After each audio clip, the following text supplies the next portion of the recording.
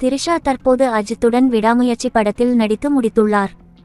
அமீர் இயக்கத்தில் சூர்யா, திரிஷா, லைலா உள்ளிட்டோர் நடித்த மௌனம் பேசியதே திரைப்படம் கடந்த 2002ஆம் ஆண்டு வெளியானது. ஜோடி உள்ளிட்ட படங்களில் துணை நடிகையாக நடித்திருந்த நடிகை திரிஷா இந்த படத்தின் மூலம் தமிழ் சினிமாவில் கதாநாயகியாக அறிமுகமானார். தொடர்ந்து சாமி, கிளி, 6 உள்ளிட்ட வெற்றி படங்களில் நடித்து முன்னணி நடிகையாக உயர்ந்தார். அண்மையில் வெளியான பொன்னியின் செல்வன், லியோ உள்ளிட்ட படங்களிலும் திரிஷாவின் நடிப்பு பாராட்டை பெற்றது. தற்போது அஜித்துடன் விடாமுயற்சி படத்தில் நடித்து முடித்துள்ளார். இப்படம் அடுத்த மாதம் 6ஆம் தேதி வெளியாக உள்ளது. இந்த சூழலில் திரிஷா சினிமாவை விட்டு விலகி அரசியலுக்கு செல்ல உள்ளதாக செய்தி வெளியானது. இந்நிலையில் திரிஷாவின் அம்மா அதற்கு விளக்கம் கொடுத்துள்ளார்.